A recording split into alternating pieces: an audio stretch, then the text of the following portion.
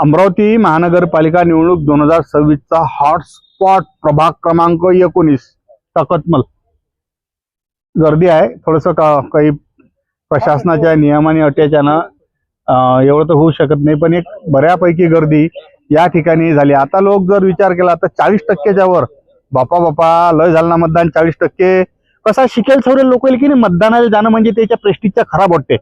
जे लोक अडाणी असतात ते मतदान करायला जातात आणि हेच नंतर लोक दोष देतात की बा असं नाही व्हायला पाहिजे तसं नाही व्हायला पाहिजे। मी काही भागातून आलो आहे, त्या भागात 70% मतदान झालं, 65% मतदान झालं आणि सुशिक्षित एरियात मात्र मतदान 40%च्या आसपास थांबलाय। सुशिक्षित काय म्हणतात बाबा, सुशिक्षित त्याच्यापेक्षा ते अडाणी पुरले। म्हणजे मी काही प्रभागात फिरून आलो, त्या ठिकाणी एवढी मोठी गर्दी होती की मोठ्या प्रमाणात, पण तरी काही लोकांना अडचणी आहेत। त्या नेमक्या काय अडचणी आहेत त्या आपण ऐकून घेऊ। दादा काय अडचणी लोक सांगा बरं जरा।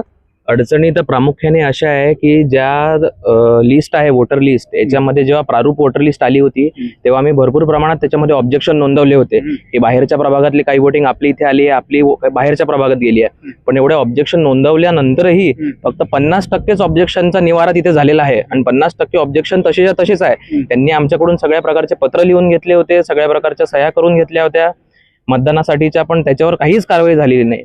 अजूनही साईनगर प्रभागातलं भरपूर असे माझ्या जवळचे असे मतदान होते की त्यांची आपल्या इथल्या यादीमध्ये नावच सापडत नाहीये। त्यांचे नाव एक तर गडगडेश्वर प्रभागात गेले आहे, कोणाचे बडनेरामध्ये गेले आहे, कोणाच्या अंबापेठमध्ये गेलेले आहे। तो एक महत्वाचा प्रॉब्लेम झालेला आहे। आणि दुसरी गोष्ट असं की जो उत्साह दरवेळेच्या आपण निवडणुकीमध्ये मतदारांमध्ये पाहतो तो या कोणत्या तरी या राजनीतिक गोंधळामुळे मतदार कन्फ्यूज आहे की नेमकं मतदान करावं तर कोणाला करावं। त्याच्यामुळे घराच्या बाहेर निघण्याचा जो टक्का आहे तो कुठेतरी कमी झालेला आहे, याच्यामध्ये आपल्याला दिसतोय। बरं, तुम्ही जे प्रारूप यादीत जे आक्षेप नोंदवले त्याच्यावर सोल्युशन काढलंच नाही काय?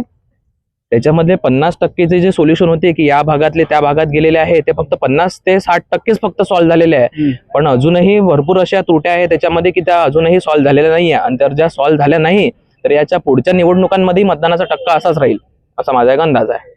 तर अमरावती महानगरपालिका निवडणुकी हॉटस्पॉट वार्ड क्रमांक 19 ची मी तुम्हाला एक स्थिती दाखवली की लय लोकांचे मतदान यादीत नावच नाही आहे।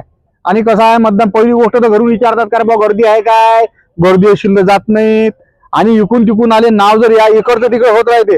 पण प्रारूप याद्या ज्या तयार केल्या गेल्या त्याची म्हणजे परिपक्व अशी अंमलबजावणी झालीच नाही। 50%पेक्षा जास्त ठिकाणी याच्यात राजो गोंधळ निर्माण झाल्याच्यानं लय लोक मतदान न करता वापिस चालले आहे। त्याच्यानं मतदानाची टक्केवारी किती होते याच्यापेक्षा जे लोक मतदान करायसाठी आलेले आहेत त्याला कोणता प्रॉब्लेम आलाय, काय तुमचा काय सारा प्रॉब्लेम आहे? किशोर रिठे, माझं विधानसभेमध्ये नाव होतं आणि आता माझं आणि माझ्या मिसेसचं दोघांचंही नाव वगळलेलं आहे।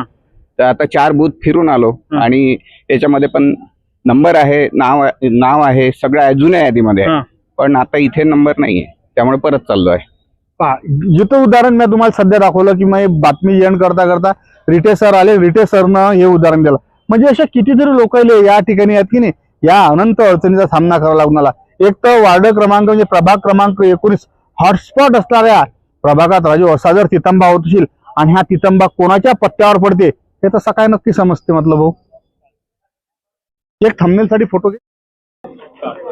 अमरावती महानगरपालिकेतला हॉटस्पॉट वार्ड प्रभाग क्रमांक 19 आणि त्यातला आहे अमरावतीच्या शहरातला राजकारणाचा येणाऱ्या कालखंडात मानबिंदू मतदान केंद्र झाले। आता उलंगवाडीवर कार्यक्रम आला, म्हटलं पुरे 5 वाजले, ज्यानं लय लोकांना आपापलं वोटिंग करून घेतलाय। लय ठिकाणी लोकांच्या ज्या अडचणी आल्या की मतदान यादीत नाव नाही आहे, कोणाचं लेखाचं नाव अ मध्ये वोटिंग क मध्ये, त्याच्यानं लय मोठा घोळ झाला असून 5 वाजले। आता लवकरच काही मिनिटं शेवटचे काही बाकी आहेत आणि आता हे मतदान एकदाच संपेल। मतदानाचा अधिकृत आकडा अजूनपर्यंत आला नाही किती मतदान झालं, तर जसा हा आकडा आला तो आपण कळू। पण अमरावतीच्या राजकारणाला एक वेगळी दिशा देणारा प्रभाग क्रमांक 19 दाखवला मी तुम्हाला आताच।